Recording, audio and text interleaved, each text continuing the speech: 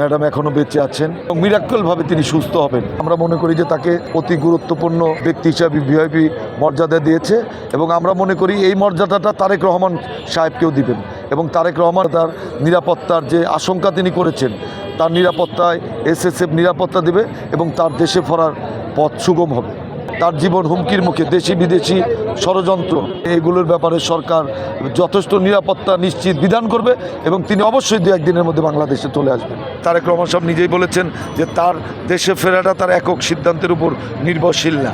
দেশনায়ক তারেক রহমানকে ম্যাডাম খালেদা জিয়ার মতো এসএসের নিরাপত্তা দেবে এবং তার যদি সার্বিক নিরাপত্তার দায়িত্ব নেয় অবশ্যই তারেক রহমান অচিরেই দেশে ফিরবে। সারা বাংলাদেশে প্রত্যেকটা মাদ্রাসায় মসজিদে এমনকি মন্দিরে তার জন্য দোয়া হচ্ছে, প্রার্থনা হচ্ছে। এই সংকটকালীন মুহূর্তে তার মতো একটা নেত্রীর এখন আমাদের প্রয়োজন আছে এবং মিরাক্কেলভাবে তিনি সুস্থ হবেন, এটা আমি প্রত্যাশা করি।